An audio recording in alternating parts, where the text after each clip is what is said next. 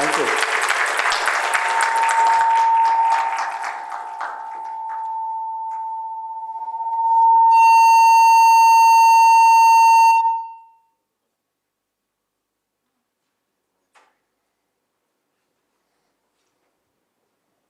Great. Can you hear me? There's a perfect example of, like, an unpleasant moment arises, and then it goes away. And we don't have to get all bent out of shape around it.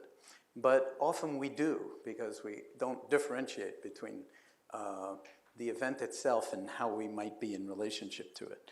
And this is, in some sense, the absolute key to mindfulness, that it's about how we are in relationship to everything. The interior world and the outer world. And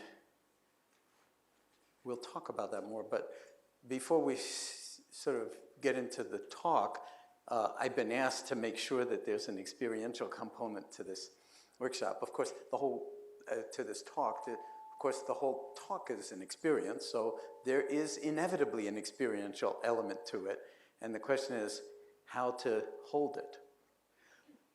In any event, why don't we take a few moments to actually just realize that we're here. Nobody stumbled into this room by accident. You all have probably better things to do than to come in here and talk about what from the outside looks an awful lot like nothing. So, and it's the end of a long day. So let's actually catch up with ourselves by acknowledging that we're here, that we've arrived. And maybe just for fun, because it is the end of the long day, shift your posture with awareness so that it embodies whatever it means for you to be present, to be awake, and to sort of be dignified in your very posture, whatever that is, to be alert. Notice how people are shifting and sitting up straight and so forth. And yeah, that sort of the body collapse doesn't exactly give the impression of being fully present. And then let's just touch base with the fact that we're breathing, okay? Because we are. And let's just see if we can feel the sensations in the body associated with the in-breath and the out-breath. Eyes open's good, eyes closed, fine. Whatever helps you be in touch with this moment and with the unfolding of life expressing itself as your breath.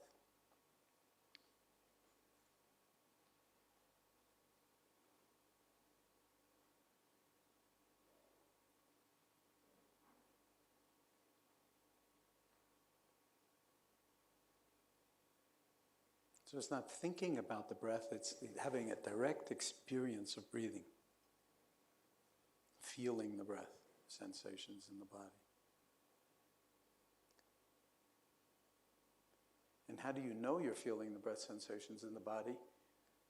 A little human function that we don't ever pay much credit to or attention to, and that is awareness. If you were distracted, you'd still be breathing, but you would have no awareness of any of this going on in the body. So we're cultivating direct access to a faculty we already have. We don't have to get it. But we need to remember that it's available to us 24/7, except in deep sleep, but when we're in touch with the present moment.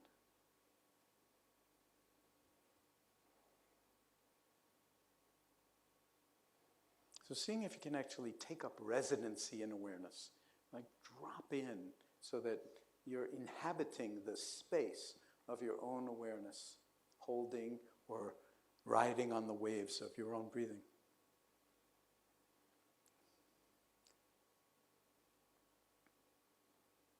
By continually offering your attention to the in-breath and the out-breath.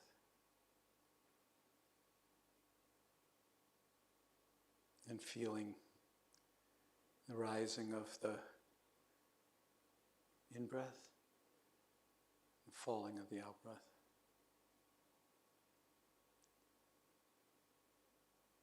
And maybe noticing that you can expand the field of awareness to include a sense of the body as a whole sitting here breathing. Around the belly or around the nostrils or around wherever the breath is most predominant. Vivid.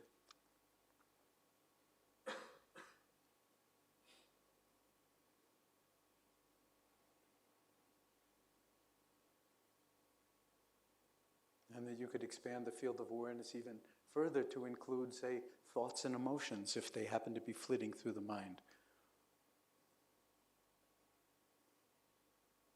Or sounds in the room for that matter. Like that intense one that came and went. And how are we holding the whole of this experience, moment by moment by moment, as our life unfolds?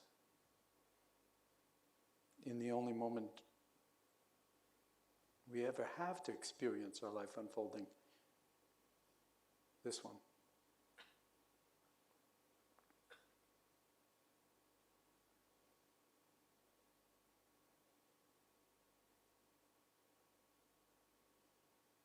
And now if your eyes are closed, you can allow your eyes to open, and still maintaining this sense of resting in or inhabiting the field of awareness. And we could get up and dance or move around or do anything and still have that be kind of like our home territory, our home base. What the neuroscientists would call your default mode.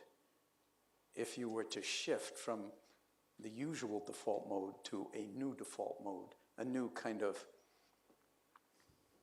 reliable way to ground yourself in the present moment. The usual default mode is self-distraction, continually generating thoughts about narratives about who I am, where I'm going, what's important, what's not important. And then have you noticed how easy it is to get lost in those thought trains and carried away in them? And very often they're actually extremely judgmental and self-critical and kind of a burden, and can even feel as if we're imprisoned by our own thinking. And then, of course, they're freighted with emotion a lot of the time. Heavy-duty emotions sometimes. Fear of not being good enough.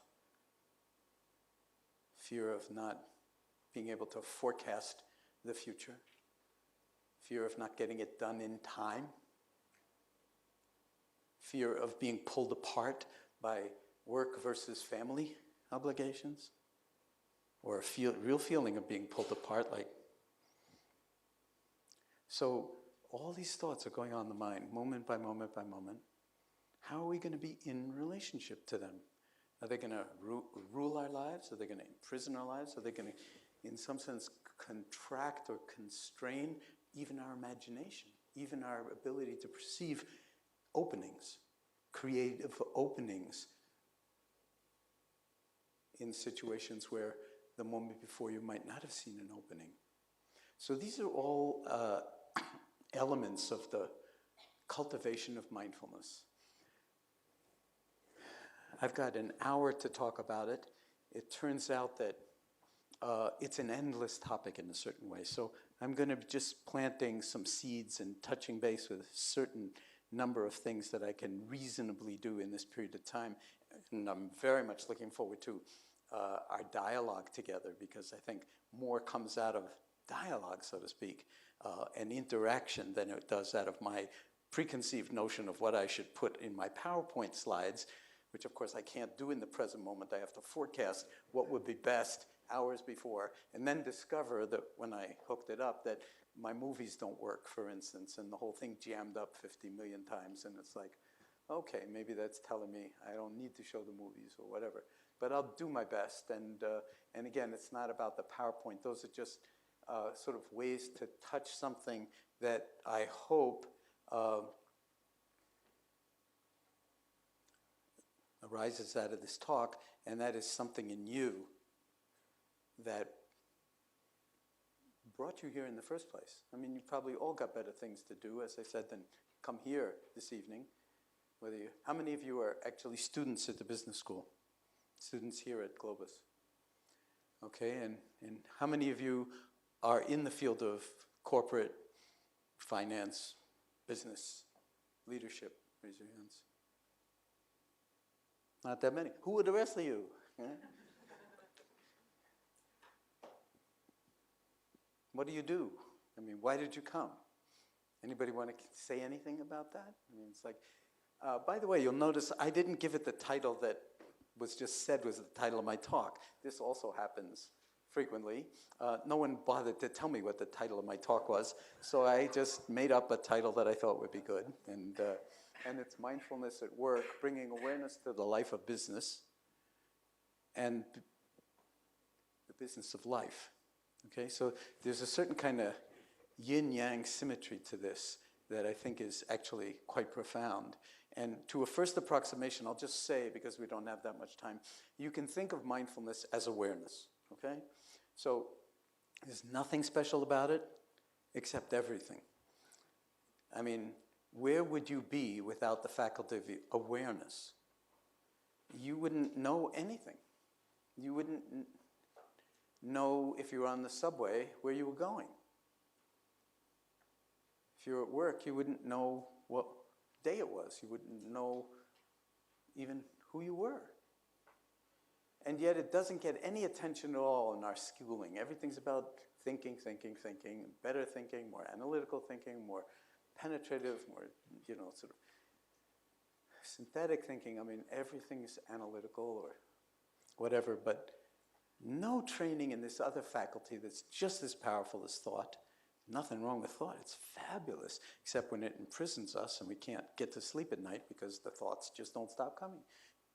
Just because you lie down in bed to go to sleep and you have a big deal to make happen the next day, and then your mind secretes some little thought about it, and that secretes another little thought, and then you have a whole chain of thoughts, and then pretty soon it's 3 hours later, and a lot of stress associated with that. And in fact, the first thing to go when we're in distress is sleep.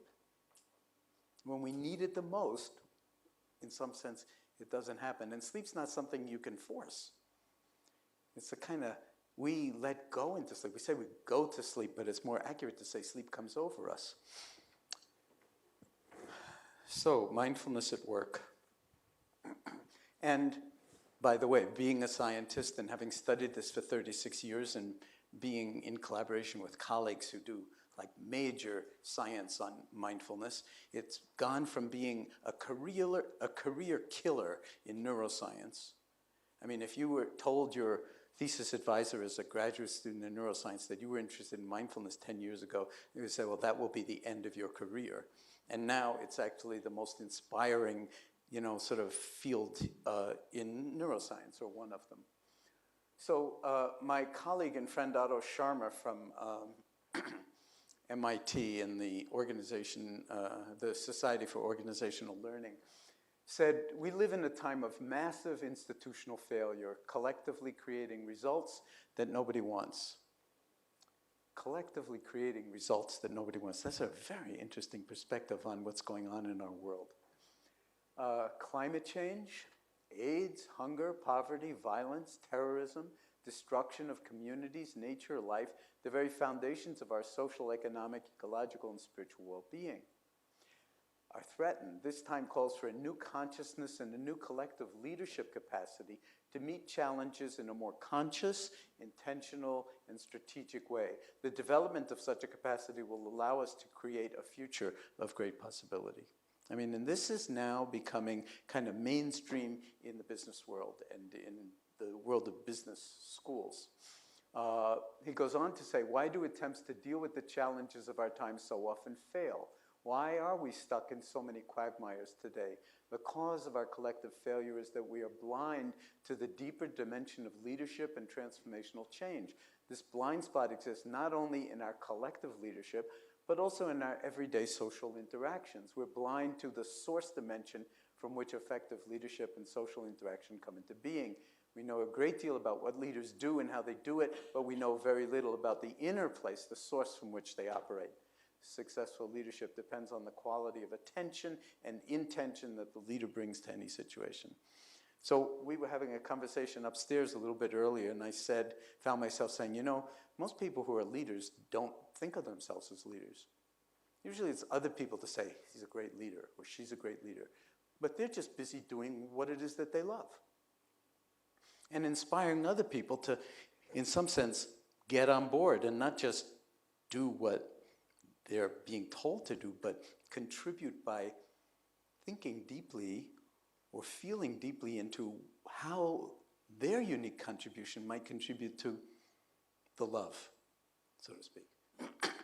When you create that kind of environment, it's amazing what kind of innovation and creativity can come out of a very small group of people. So attention and intention are skills that can be developed through cultivation. That's what meditation is. It's the cultivation of attention and intention. So what do healthy leaders care about? What is the DNA of a healthy leader? I just like to point out that the word corporation comes from the Latin corpus, which means body, okay? So, and the Buddha, all of mindfulness, like the Buddha's famous for having said that the direct path to liberation is the 4 foundations of mindfulness. The first foundation of mindfulness is the body, okay? So we get disembodied very quickly and just sort of live up here in the head and get really cerebral. And it's really powerful practice to actually get back into the body. First of all, emotion is expressed in the body. There's a huge amount of intelligence expressed in the body, and if you're lost in thought all the time, you're not aware of that, it's not so creative, it's not so helpful. A corporation is a group of people. True leaders' intention, above all, is to support people's full potential. And then the word organization is related to the word organism. All elements contribute to a greater whole. Well-being, a healthy organization doing the work that needs to be done is kind of like a biological model of a corporation or of a group of people working for a common end. And, you know, you have to work collectively, collaboratively. The heart is not a good idea when the heart and the liver, for instance, go to war. Or the heart and the lungs say, well, I'm the important organ, you're not the important organ. And then they start fighting over it. It's like, how useful would that be for us? You know, but we don't think about those kinds of things, that actually biology is all based on collaboration, cooperation. And all coming out of one single fertilized egg, one cell. Do you know how many neurons there are sitting inside your head? 200 billion neurons. Do you know how many synapses there are inside your one little head? It's like 100 trillion at least. I mean, an inconceivable number of synaptic connections that are growing and changing, driven by experience, especially repetitive experiences. So if you're doing boring, same old, the brain actually degrades because it's not being challenged. If you experience trauma, for instance, the brain degrades big time in areas that are incredibly important for learning, memory, trust, perspective taking, executive function. And if you exercise certain muscles, the muscle of mindfulness, let's call it, then the brain actually changes not only its activity, but it changes its architecture in response to that. And studies are showing that happens in 8 weeks of this MBSR program that we offer, but in many other mindfulness-based programs as well. I'm not here to sell or talk about MBSR. I'm here to talk about the M. And there are an infinite number of ways to cultivate that M that would be appropriate and potentially hugely valuable. And I hope I can just make the argument to you, if you need it made, that this little something that we just did, which looks a lot like nothing, you know, Shakespeare wrote a play called Much Ado About Nothing. And maybe you could call this mindfulness revolution. I'll show you some Time magazine covers and everything. People are sort of pumping up the volume on mindfulness as if it's like the next best thing that ever happened to humanity. Fact is, it is. But you know what happens when that kind of publicity happens is everything immediately starts to go to hell in a handbasket. And it gets dumbed down, it gets degraded, the essence of it gets lost, it becomes commodified, becomes big business, and everybody's talking about, and 5 years later they'll be on to the next new thing, and no one will care anymore about it. This is much too valuable to do that to the world, or to yourself. And so, this stuff is hard. I want to make that clear from the very beginning. And we make it clear to our patients in the medical center, in the hospital. This is the hardest thing in the world for human beings, and to ask of other human beings is to actually be awake, to be present, to be in your body. Why? Because we're perpetually self-distracting. We're perpetually actually practicing anger. The more you practice anger, the better you get at it. The more you practice depression, the better you get at depression. The more you practice, you know, anxiety, the better you get at anxiety. So we're exercising certain muscles without realizing that we're exercising those muscles, and it, you know, has certain consequences. So that's what I would call mindlessness, the sort of automatic pilot. That kind of is the ordinary default mode of how we go through our day, noticing but not really, and, you know, doing great work, but, you know, in some sense, zoning along on autopilot. The question is, what would happen to our work, to our family life, to our physical well-being, to our health, to our longevity even, to the functioning of those, you know, that most complex assemblage of matter in the known by us universe sitting inside our heads? If we actually tap the entire spectrum of our human resources. And that's what this is about. So doing things that no one has ever done before. Gut feelings are the source of decision-making far more than data and analyses. So that means mindfulness or deep listening to our own interior intuition, sense of the possible, not knowing and trusting not knowing. All great scientists know that when you get as far as you can get by banging your head against the wall and knowing everything there is to be known, still, the next breakthrough comes from being willing to sit there without knowing and not turn away for long enough to have insight arise, to have some kind of breakthrough opening. And you can't make that happen, just the same way you can't make yourself go to sleep. It's another way of being in relationship to our interior capacities for learning, growing, healing, and ultimately transformation. So,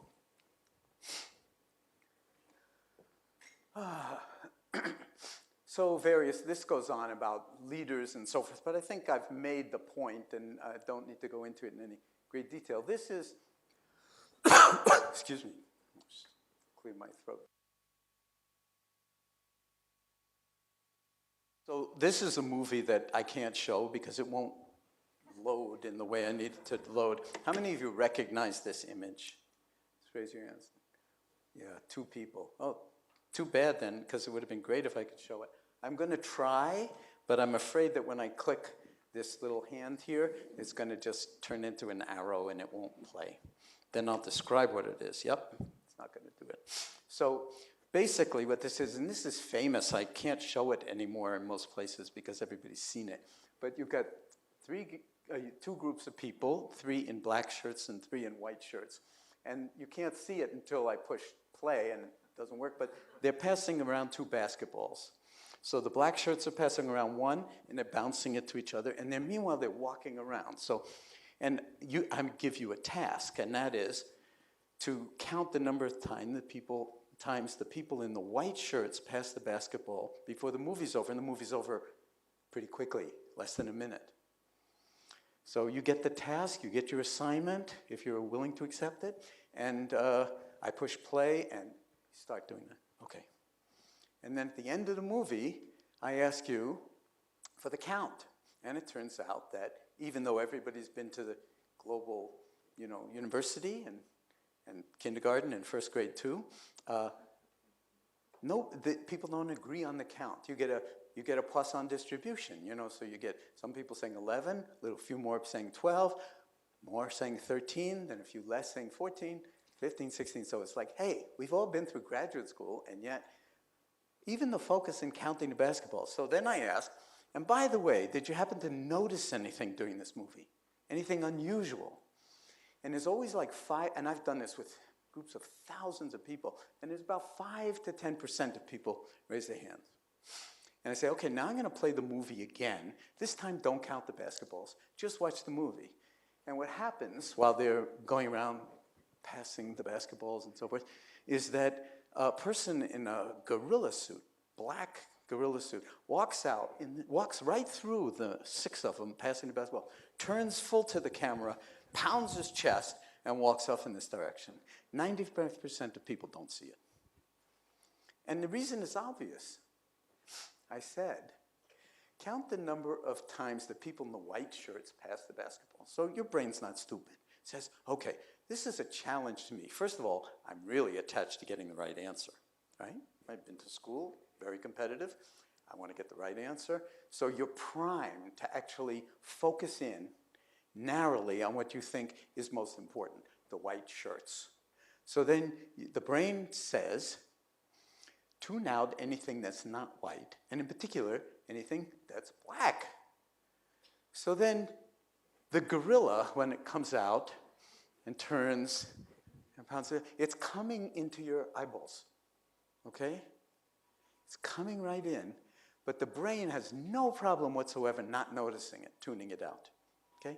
Now, this is not about basketballs and people playing, but I usually ask the audience, is this phenomenon familiar to you?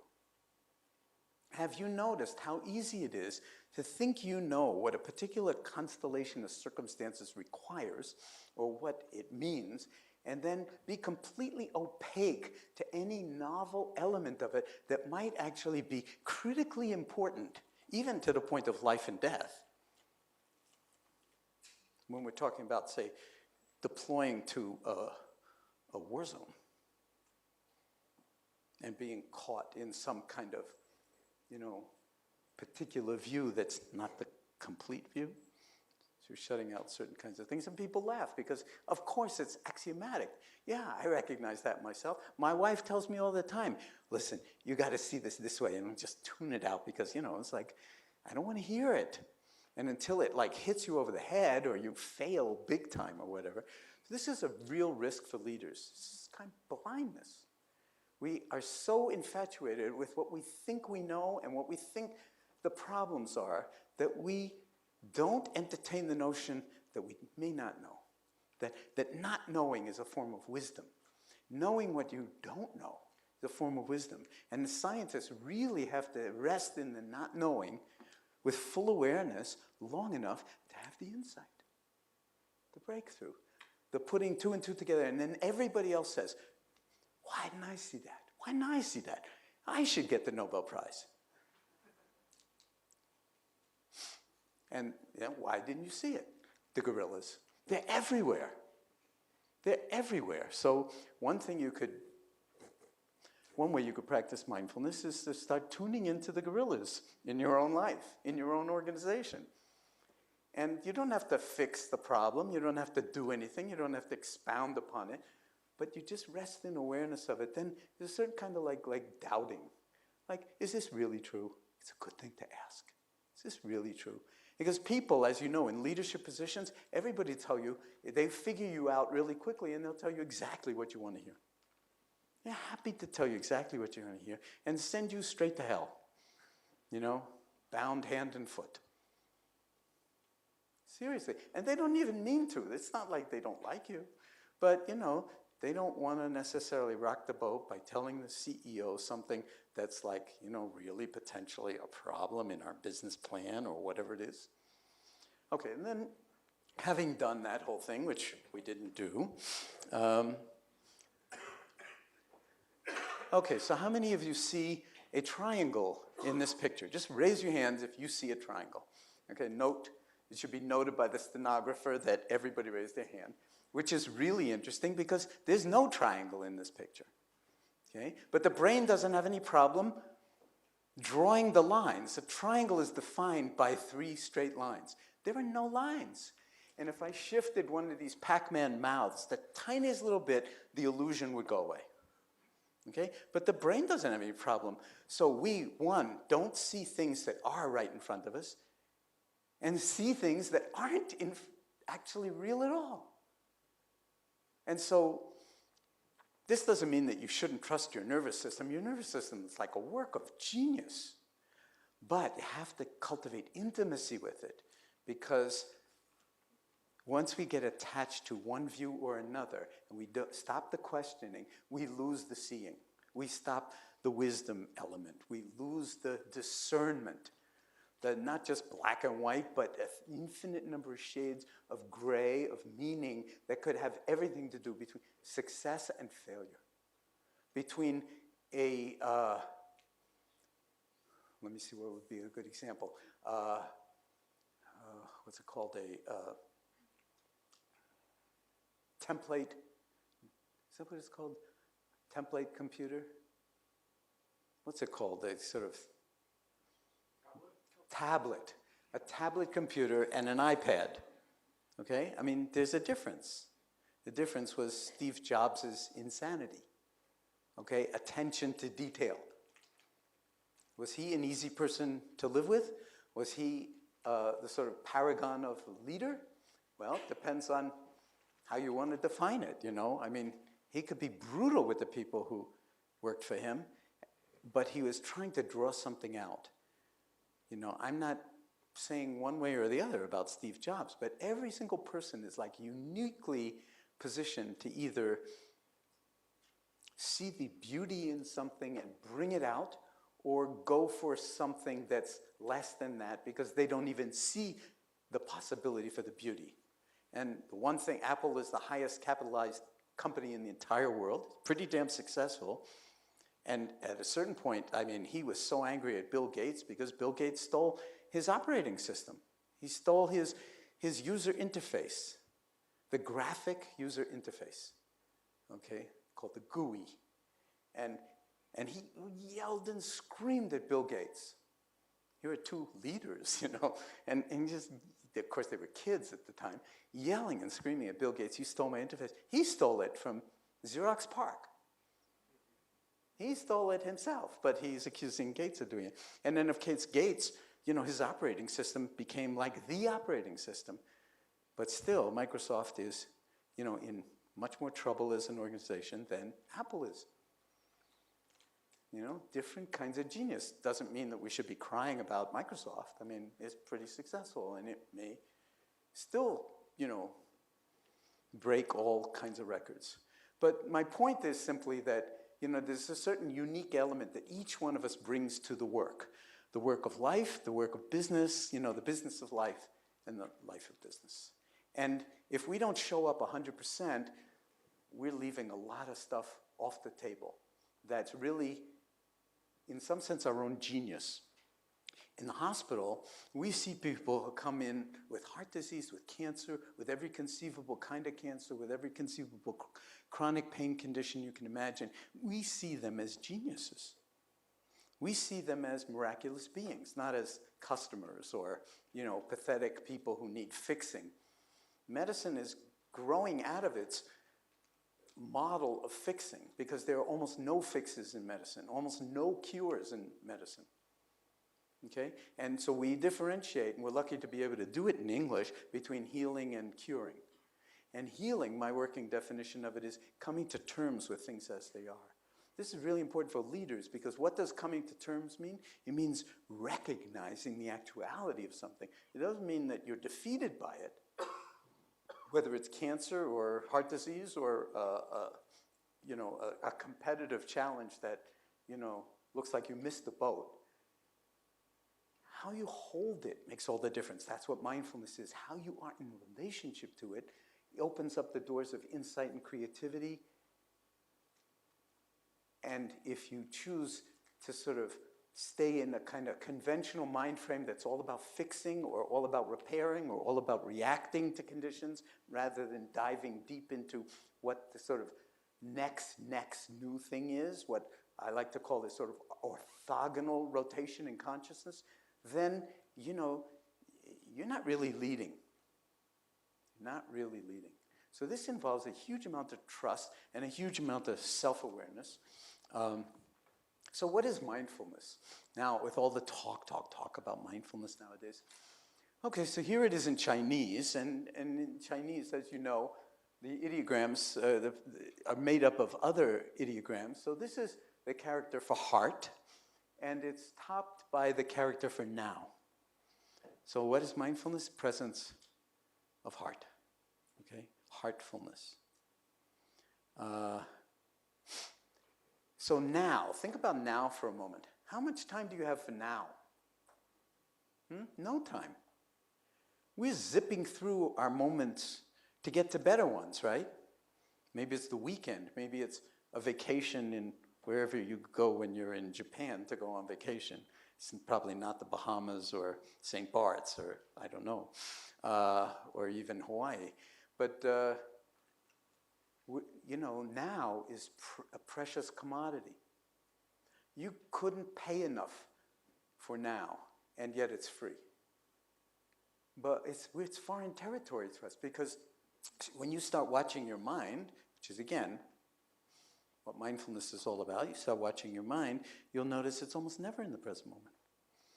What are some of its favorite addictive pastimes? Well, the future is one. And what about the future? Well, how about planning? How much of your time do you spend planning for a future that's not going to happen? Seriously. And how much of the time, when it's not planning, and it's still in the future, what else is it doing? One other thing, it's like a favorite. Worrying. Okay? Do people worry in Japan? Maybe not, I don't know. You're not worrying about the past, are you? I don't think so. You're worrying about a time that's not here yet. Okay? Worrying is kind of like driving your car with the emergency brake on. It's exhausting. And Mark Twain, one of our great literary figures from the 19th century, is famous for having said, my life is, on the subject of worry, my life has been full of tragedy, and some of it actually happened. See, because we have this phrase in English, he died 1,000 deaths. We worry, but we're not smart enough and good enough forecasters to worry about what's actually going to happen. So we're worrying about all this stuff that's never going to happen. That's why it's like driving your car with the brake on. It's like wasted energy. But if you recognize worry, it's not like you want to suppress worry, but if you cultivate intimacy with worry, then you can ask yourself a very interesting question. Now, this is a deep dive, and I don't expect you to get it, because you can't get it with your cognitive faculty alone. You can hear it with your cognitive faculty, but you have to taste it. You know, just the way I could, you know, we could talk about the biochemistry of a banana and how it tastes and where the flavor comes from and how many different esters make up the kind of tastes that we can recognize. But if I just give you a bite of banana, you know far more than if I gave you a 3-hour lecture, you know, the Encyclopedia of Bananas, you still wouldn't know a banana.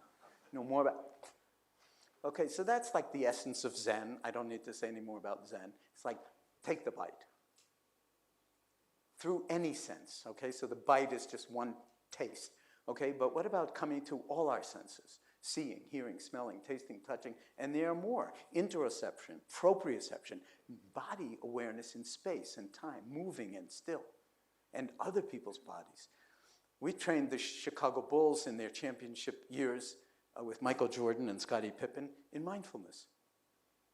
And then the Los Angeles Lakers, our colleague George Mumford did this work. Los Angeles Lakers, now he's on to the New York Knicks. Why? Because the coach, Phil Jackson, of all those teams, he's into this. Not why? Not because he's like a theoretical genius of basketball, which he is. He's into it because he practices and he knows firsthand what the potential benefits of it are. You know, to get tall, very tall millionaires whose basic job is to get a ball through a rim that's fairly high up for us shorter people, and they're paid gazillion millions of dollars for it. They're the highest paid athletes in all of sport. and you get them to be still and meditate and watch their own minds, that's a pretty clever thing to do.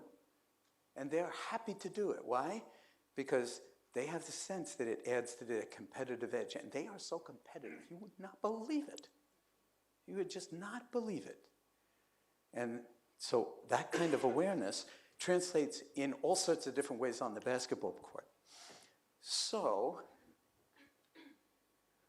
let's just get to the definition of mindfulness, okay?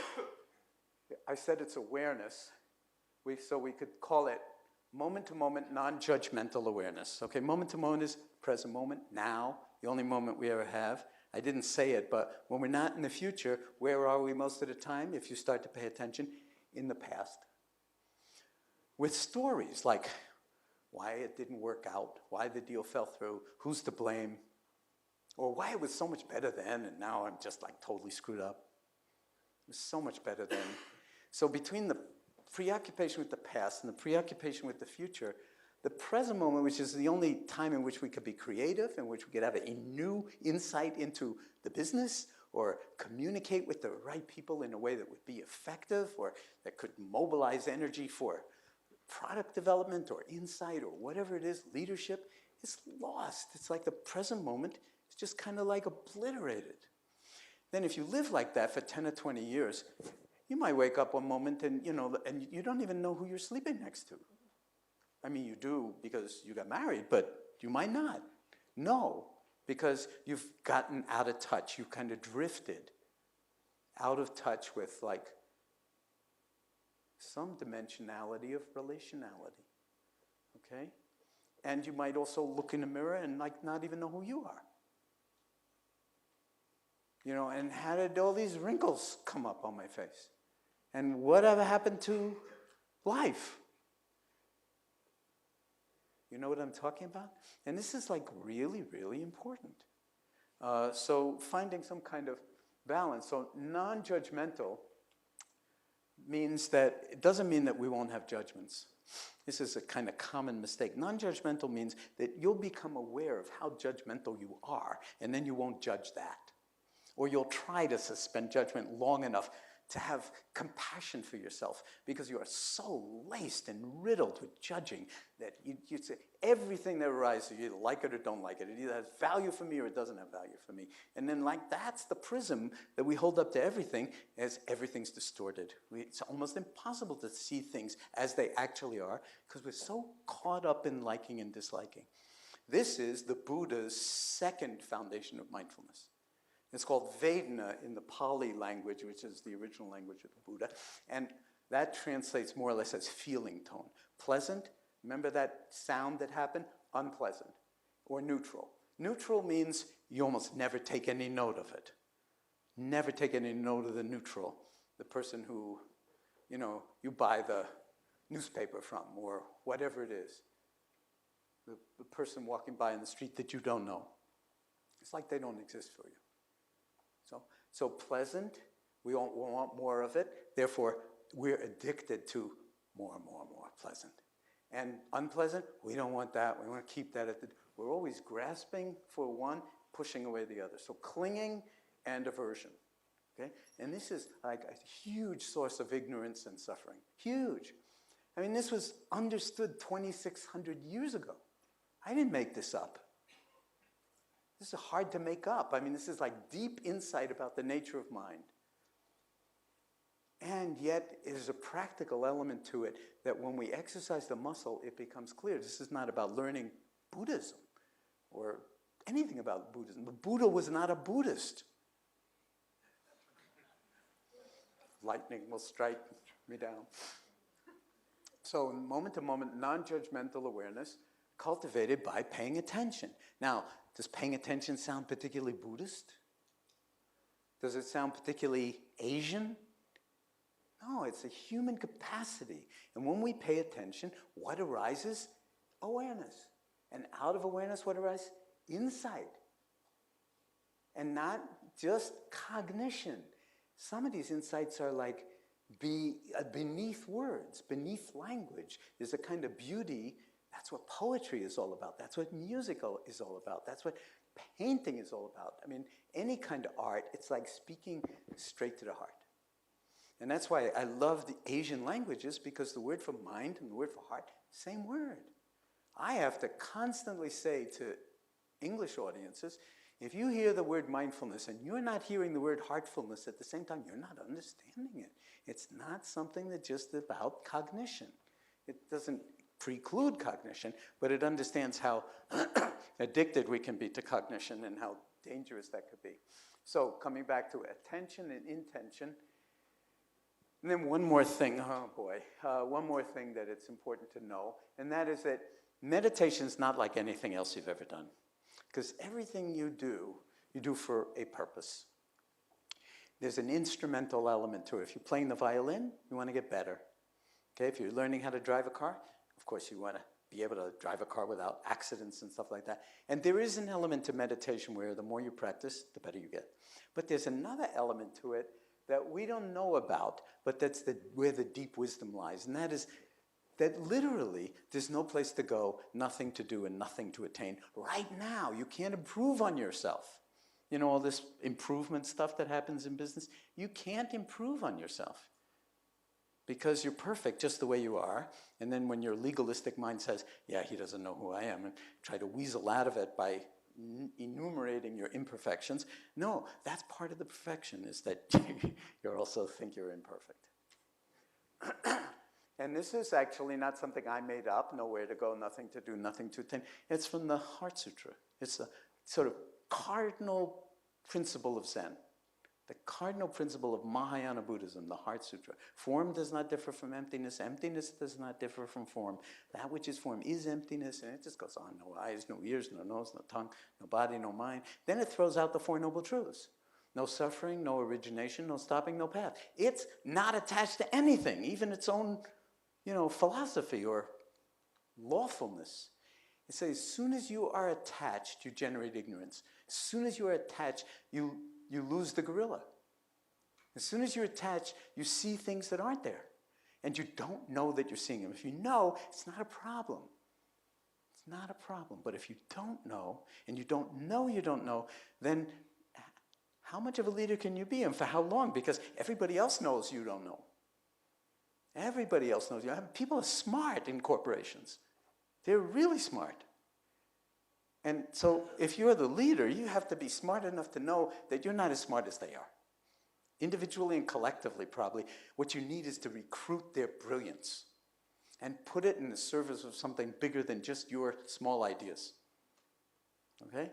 If you're Steve Jobs, maybe you can get away with strangling people every day in the office and to try to get more out of them. But for the most part, that is not a wise, compassionate way to run a business for the long term.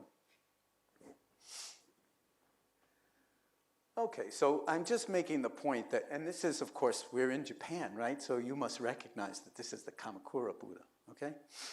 I show this slide to medical audiences all the time, and I've been doing it for 35 years. And it was fairly risque for the first 30, but I want to make the point that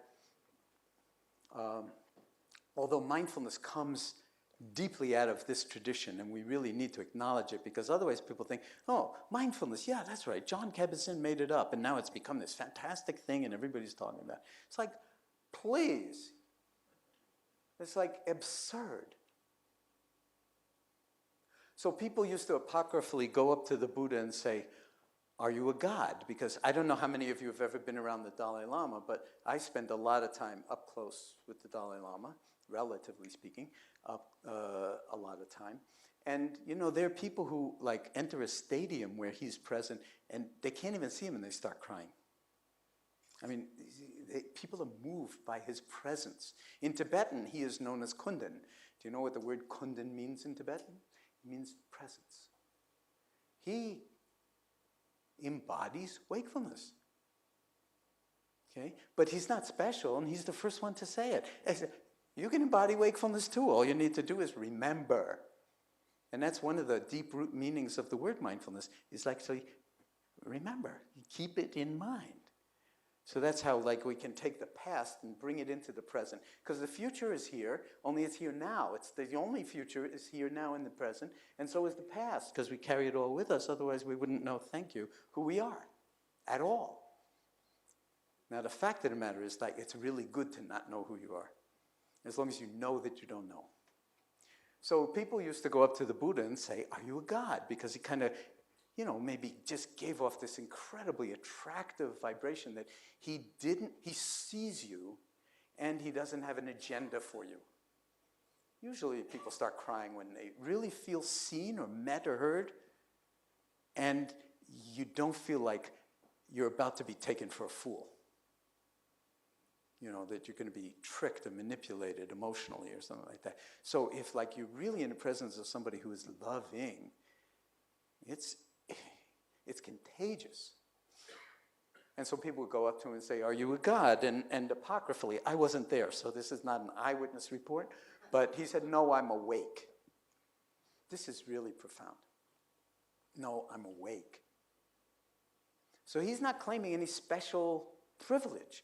He's saying that it is possible to actually be fully awake and therefore understand relationships inside your own mind and in the larger universe that are already at work, but that until you see them, you don't see them. It's like the gorilla.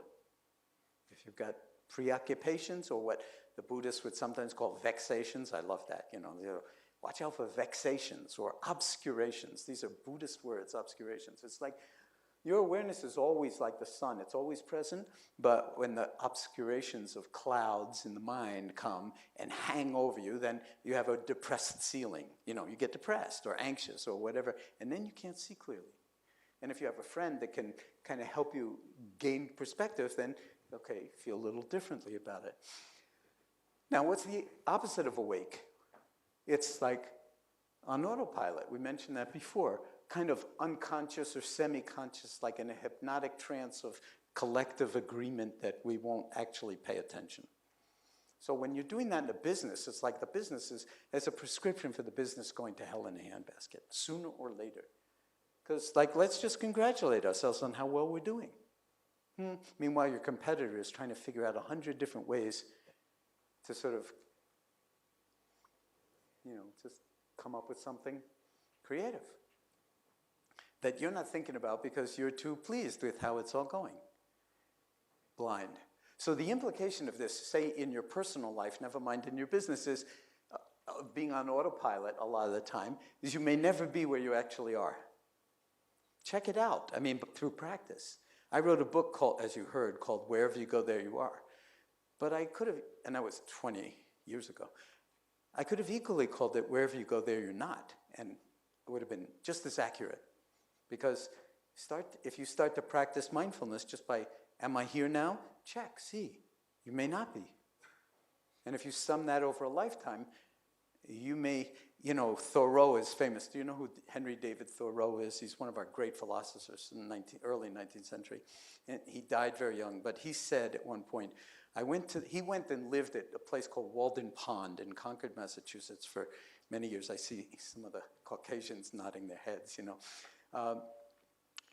He lived at this place all by himself, just watching nature unfold, watching the hours go by. And he said in his book that he wrote about at Walden, I went to the woods because I wished to live deliberately, to front only the essential facts of life and see if I could not, to front only the essential facts of life and learn what they had to teach and see if I could not realize that before I died, that I'm messing up that quote. Somehow it's not coming to me at the moment, but anyway, never mind.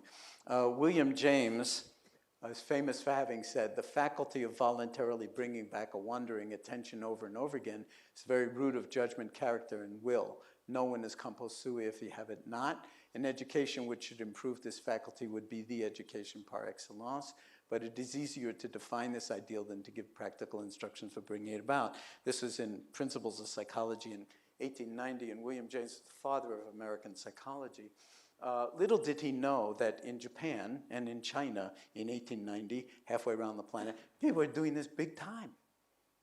That's what happens in monasteries. Cultivating, mind goes off, you bring it back. The mind goes off, you bring it back. The mind goes off. You got to notice it in order to bring it back. And even if you don't feel like bringing it back and you're getting bored by all of this, you bring it back anyway, and something starts to grow, and it's a lot more interesting than a muscle. So this really is a discipline.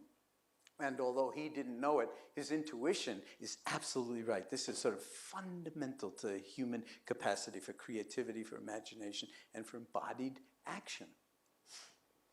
And Carl Jung, having been in touch with D.T. Suzuki in Japanese Buddhism and Zen, said in his book, in D.T. Suzuki's book on Zen Buddhism, Introduction to Zen Buddhism, Carl Jung wrote the foreword, and he said, the methods and philosophical doctrines that have been developed in the East simply put Western attempts along these lines into the shade. Now, he would have been staggered to see, he died in I think the 1950s. He would be staggered to see what's going on now in the West with this. There's probably more energy for mindfulness in the West than there is in the East. It's staggering. So I'm just going to quickly remind you of what I said earlier, that while thinking is fantastic, if we can balance it with awareness, we have a whole other slew of intelligences to come to. This is what's happening with mindfulness in terms of the science, in terms of the scientific and medical literature on mindfulness. This is the first paper on mindfulness that I published in 1982 on mindfulness and chronic pain. And, you know, just like went along like this, and we're publishing papers, and then pretty soon people got interested. And there are a lot of different accelerants to this curve. We're almost finished with 2014. I'm guessing the curve is going to be way up here. This is an exponential curve. So something's going on the planet about it. I don't have the time to talk about it. Here's one of the Mind and Life dialogues from maybe 9 years ago now, where I'm presenting to His Holiness on MBSR, mindfulness. Mathieu Ricard, famous French monk who's basically also a molecular biologist like myself, but moved to Nepal and became a student of Tibetan Buddhism. Richie Davidson, Ajahn Amaro from the Theravadan tradition. So here's the cover of Time Magazine 2003, The Science of Meditation. Here's the cover in February of this year, Mindful Revolution. It's all about the science. The science is driving this. If there was no science, we wouldn't have any interest in it. And the science is actually quite remarkable. Whoops. So here's a retreat last year at this time in Beijing, 300 people. Practicing for 7 days in Beijing. I just saw a lot of them. I was in Taiwan for 2 weeks, and a lot of them came over. I don't have time to talk about this, but this is moving into mainland China like nobody's business. And the Communist Party leadership knows about it and is letting it happen. Because believe me, you can't get 300 people 5 blocks to walk to a park for 5 blocks to get on a stand to take a photograph like this without permission, okay? I mean, you can't get 5 people gathered on a street corner, never mind 300 people. And so this interesting stuff is happening. This is I don't need to tell you what this is. Everybody knows what this is. There are over 100 members of parliament who have been through an 8-week mindfulness-based program. And it's so popular that people are on waiting lists to get in the House of Commons and the House of Lords, and they're mixing them up together. And they are now coming out with a report, which they call an all-party report on mindfulness and its implications for education, for healthcare, for criminal justice, for military, for economics, virtually. And they're calling that report A Mindful Nation, a title they stole from our Congressman Tim Ryan, who wrote a book a few years ago called A Mindful Nation, about mindfulness moving into the mainstream of American society. That book came out a month or two before he was up for re-election. In the state of Ohio, which is like the worst swing state in the United States, he got re-elected by a wide margin, and he just got re-elected again, even though most Democrats, were very vulnerable. So again, I'm basically finished. This is, of course, there's only one number 10. It's Downing Street. And, you know, they're interested in this in the leadership, you know, of the United Kingdom. I mean, it's like hard to believe, but Cameron's senior advisors, who are all about 30 years old, this is what they care about. They're into this. So the question is how to do this and translate it into entrepreneurship, into all sorts of things, without it becoming commodified or dumbed down to the point where it's like on everybody's lips and no one knows what it is and no one gets their else on a cushion. Okay? And that's the first principle. You want to really understand this? This is too important to screw up. And the only way not to screw it up is practice. Now, the real practice is not getting your ass on a cushion. That's necessary, but it's not sufficient. The real practice is how you live your life from moment to moment. What's the point of cultivating mindfulness unless you bring it into every aspect of living? So just very quickly to show you, like, here are 6 brains synthesized, you know, sort of the signals all put together of Buddhist monks versus undergraduate psychology majors with 2 weeks of meditation practice. You don't need to know anything about, you know, sort of quantitative EEG to realize that, hey, there's a difference here in the brain. You know, I mean, it's just look at the colors, you know. And here's Mathieu using the 150 electrode helmet that allows us to do these kinds of things and study what's called gamma synchrony in the brain. And it's like when you practice this stuff, your brain changes. We did a study with our patients at UMass in collaboration with the Mass General Hospital and Harvard University. Britta Herzl, who is a postdoc postdoctoral fellow in neuroscience, she's from Germany, in Sarah Lazar's lab at Mass General Hospital, and they showed that major regions of the brain in 8 weeks of MBSR in our patients actually got thicker. So the hippocampus, for instance, which is the center for learning and memory, got thicker. Same as in the famous London taxi cab driver study, if you know that study, where learning the street map of London is like, you know, downloading it into the hippocampus, and you can see changes in morphology when you know the street map of London. Maybe Tokyo's the same, so we should do a Tokyo cab driver study. And then all sorts of other regions of the brain that are involved in perspective taking, working memory, executive functioning, and emotion regulation and attention regulation. And this is exactly what we need to function at the highest possible level of our own capacity, to optimize it. So I will skip this, my favorite quote from my favorite meditator, yogi, Albert Einstein. How much time do I have? I'm out of time, right? You're being polite. Let me just, okay, I will give you these, okay, just for fun. They're in books that I've written, but Einstein said this. When I read this in 1974 in a cafe near the Harvard Medical School where I was working at the time, I almost fell off the stool. I just could not believe that Einstein would say such a thing. I won't give you the background on it, but he wrote, a human being is a part of the whole, called by us universe, a part limited in time and space. Don't forget that Einstein completely revolutionized both time and space. He experiences himself, his thoughts and feelings, as something separated from the rest, a kind of optical delusion of his consciousness, okay? This delusion is a kind of prison for us, restricting us to our personal desires and to affection for a few persons nearest to us. Our task must be to free ourselves from this prison by widening our circle of compassion to embrace all living creatures and the whole nature in its beauty.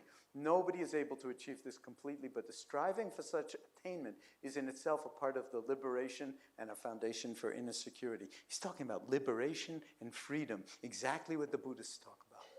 Okay? And the deep insight is that, you know, the mind that single-handedly revolutionized our understanding of matter and energy and space and time is reminding us that compassion is kind of like the place to reside. Okay, and that the excuse me, the illusion of separateness is just that. It's an illusion. It's a certain kind of ignorance. And for a scientist to have this kind of insight is extraordinary. And then our friend William James, again, I have no doubt whatever that most people live, whether physically, intellectually, or morally, in a very restricted circle of their potential being. They make use, and of course, when you're hiring people to do a job, you want to hire people who have that potential and can realize it, namely make it real. They make use of a very small portion of their possible consciousness, much like a man who out of his whole bodily organism, or 200 billion neurons and 100 trillion synaptic connections, much like a man who out of his whole bodily organism should get into a habit of using and moving only his little finger. And then he famously said, we all have reservoirs of life to draw upon, of which we do not dream. So to end this, I'll just give you some quotations from business leaders, corporate executives, owners of businesses and so forth, presidents that, who took a 5-day Power of Mindfulness retreat that I led for 11 years only for business leaders and entrepreneurs. The 5 days were an enlightening experience. I was with a group of wonderful people who worked on stilling our minds and really listening to the world. The retreat, in the words of Jon Kabat-Zinn, will stay with me forever. Jeff Walker, J.P. Morgan Chase. Jeff is more into this kind of stuff now than he was then. That was quite some time ago. The retreat is the single most important gift you can give yourself. It will be with you the rest of your life. Lynn Getz, Executive Director, Global Foundation. Bain & Company, when I find myself getting stressed out, I'm now able to return to that place of calm that I found on the retreat where I could hear the sound of the stream flowing and regain a sense of peace. This, combined with meeting some amazing people, made the retreat a truly wonderful experience. And it just goes on and on like this. Peggy Delaney, who is a Rockefeller, and quite a few of her family members actually came and trained in this kind of thing. The retreat and my meditation since have helped me approach each day more calmly and with clearer priorities. So I won't go into any more of that, but to just say in closing that I want to thank you for attention. We'll now move into phase 2 and phase 3 of this time together. What I've done is try to, in some sense, just plant some seeds. And we'll talk about them now in this coming hour. I hope we have like a really engaged conversation and inquiry. But my hope for this talk, and the reason I came, is that if anything that I've said here today or touched on so far speaks to you, then what are those seeds in yourself? Maybe many of you already cultivate mindfulness in your own ways, and have been for years. I don't know. But if this is novel to you or something is novel to you, trust that, and tomorrow morning, wake up and stay awake. Thank you, folks.